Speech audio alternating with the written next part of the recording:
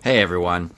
I know I don't make videos very often. I just procrastinate and I'm kind of lazy. I always think I'm going to make a video and I just never get to it, and then weeks turn to months, and then before you know it, it's been like 6, 7 months since I made one.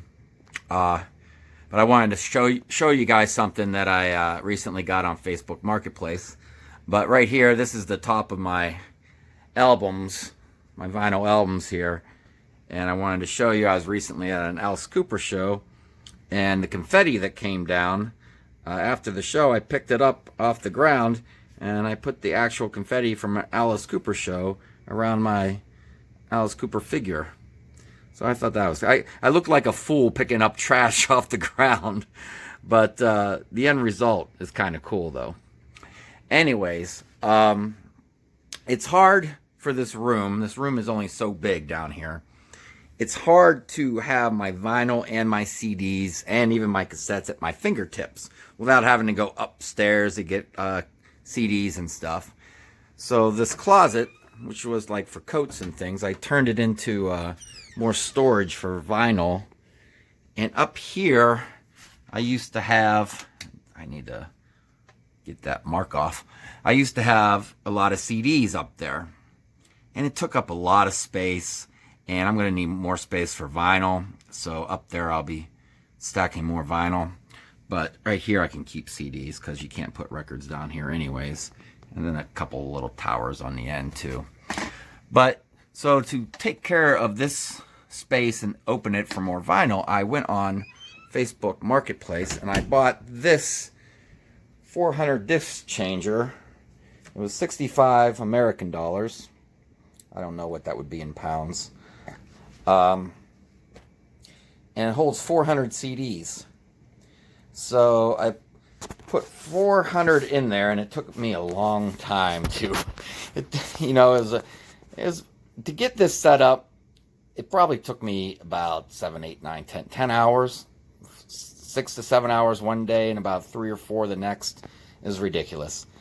Because I just didn't want to slap CDs in there and not know where they were number-wise once they're in there. So the day I got it, I put them all in there, and I took out the sleeves from the CDs, and I stacked them in order as I placed them in the player. So the next day when I got a booklet, a holder, or really a suitcase, as you can see, that holds 400 sleeves, I would put the sleeves in there in the same order that I put them in the player.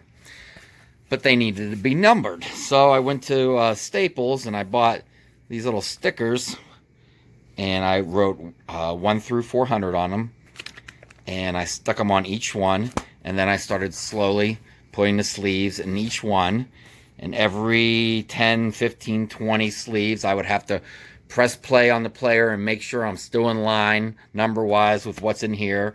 And quite often, I'd be off by one for one reason or another, and I have to find my mistake and my error and make sure it's all in sync again, and then start putting the sleeves back in, and then hit play again and to make sure they're lined up. So I have the 400 sleeves in here. I don't have tracks. You have to pull it out to see what number track you want to listen to. It's not that big of a pain. And this CD player did not come with a controller, but I have a 200 player that I bought like in around 1997, and the controller to that I don't use anymore controls this one. And if I wanted to and really had the space, I could put my 200 player on top of this, plug it into here, and it would talk to one another and become a 600 CD changer. But I just don't have room because the lamp is on top and it's already touching the ceiling, and I have no room to put this lamp on the floor really. So what you do is, if you want to, right now it's on shuffle, and you have to hit disc. Well, hold on. Continue. Disc number, and let's say you want to hear disc 1, 2, 2, hit enter, and it starts to play. Let me make sure my stereo's on the right thing. I should have probably set this up before I started the video. So it's finding the disc.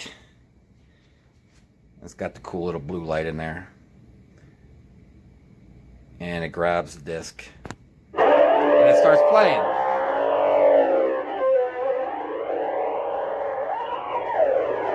And I still have this CD player if I want to just grab a disc from upstairs, because I still have like another 1,200 CDs upstairs.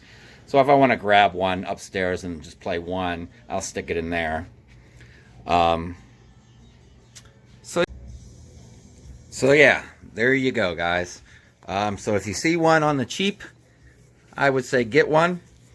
And the way I have it, of course, this is all alphabetized because I'm like that. And I have my heavy metal in the front and my alternative in the middle and some classic rock in the back. If I have to add one in and keep it alphabetized, I'll cross that bridge when I get to it. So anyway, guys, I will try to make a video some other time soon because I had some requests on talking about these machines here, and somebody asked me to talk about all the signed stuff I have, like this signed Alice Cooper I got in 1990 when I met him, and this signed Pat Benatar. So hopefully I'll get to that sometime, maybe even today if I don't feel too lazy. All right, later, guys.